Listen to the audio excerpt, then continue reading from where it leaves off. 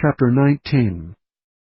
Then Pilate therefore took Jesus and scourged him. And the soldiers platted a crown of thorns, and put it on his head, and they put on him a purple robe, and said, Hail, King of the Jews! And they smote him with their hands.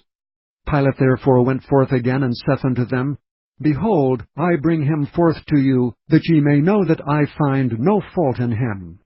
Then came Jesus forth, wearing the crown of thorns and the purple robe, and Pilate saith unto them, Behold the man! When the chief priests therefore and officers saw him, they cried out, saying, Crucify him! Crucify him! Pilate saith unto them, Take ye him and crucify him, for I find no fault in him. The Jews answered him, We have a law, and by our law he ought to die, because he made himself the Son of God. When Pilate therefore heard that saying, he was the more afraid, and went again into the judgment hall, and saith unto Jesus, Whence art thou? But Jesus gave him no answer. Then saith Pilate unto him, Speakest thou not unto me? Knowest thou not that I have power to crucify thee, and have power to release thee? Jesus answered, Thou couldst have no power at all against me, except it were given thee from above. Therefore he that delivered me unto thee hath the greater sin. And from thenceforth Pilate sought to release him. But the Jews cried out, saying, If thou let this man go, thou art not Caesar's friend. Whosoever maketh himself a king speaketh against Caesar.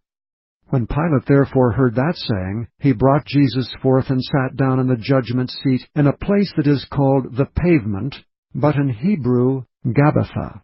And it was the preparation of the Passover, and about the 6th hour. And he saith unto the Jews, Behold your king! But they cried out, Away with him! Away with him! Crucify him! Pilate saith unto them, Shall I crucify your king? The chief priests answered, We have no king but Caesar. Then delivered he him therefore unto them to be crucified, and they took Jesus, and led him away. And he, bearing his cross, went forth into a place called the Place of a Skull, which is called in the Hebrew Golgotha, where they crucified him, and two other with him, on either side one, and Jesus in the midst. And Pilate wrote a title, and put it on the cross, and the writing was, Jesus of Nazareth, the King of the Jews. This title then read many of the Jews, for the place where Jesus was crucified was nigh to the city, and it was written in Hebrew and Greek and Latin. Then said the chief priests to the Jews to Pilate, Write not the King of the Jews, but that he said, I am King of the Jews. Pilate answered, What I have written, I have written. Then the soldiers, when they had crucified Jesus, took his garments and made 4 parts, to every soldier a part, and also his coat. Now the coat was without seam, woven from the top throughout. They said therefore among themselves, Let us not rend it, but cast lots for it, whose it shall be. That the scripture might be fulfilled which saith, They parted my raiment among them, and for my vesture they did cast lots. These things therefore the soldiers did. Now there stood by the cross of Jesus his mother, and his mother's sister, Mary the wife of Cleophas, and Mary Magdalene. When Jesus therefore saw his mother and the disciples standing by whom he loved, he saith unto his mother, Woman, behold thy son. Then saith he to the disciple, Behold thy mother. And from that hour that disciple took her unto his own home. After this Jesus, knowing that all things were now accomplished, that the scripture might be fulfilled, saith, I thirst. Now there was set a vessel full of vinegar, and they filled a sponge with vinegar, and put it upon hyssop, and put it to his mouth. When Jesus therefore had received the vinegar, he said, It is finished. And he bowed his head, and gave up the ghost.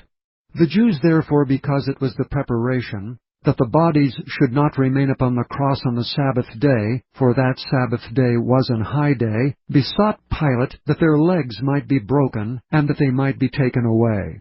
Then came the soldiers and brake the legs of the first and of the other which was crucified with him. But when they came to Jesus, and saw that he was dead already, they brake not his legs. But one of the soldiers with a spear pierced his side, and forthwith came there out blood and water. And he that saw it bare record, and his record is true, and he knoweth that he saith true, that ye might believe. For these things were done, that the Scripture should be fulfilled, a bone of him shall not be broken. And again another Scripture saith, They shall look on him whom they pierced. And after this Joseph of Arimathea, being a disciple of Jesus, but secretly for fear of the Jews, besought Pilate that he might take away the body of Jesus. And Pilate gave him leave. He came therefore and took the body of Jesus. Now there came also Nicodemus, which at the first came to Jesus by night, and brought a mixture of myrrh and aloes, about 100 pound weight. Then took they the body of Jesus, and wound it in linen clothes with the spices, as the manner of the Jews is to bury. Now in the place where he was crucified there was a garden, and in the garden a new sepulchre, wherein was never man yet laid. There laid they Jesus therefore, because of the Jews' preparation day, for the sepulchre was nigh at hand.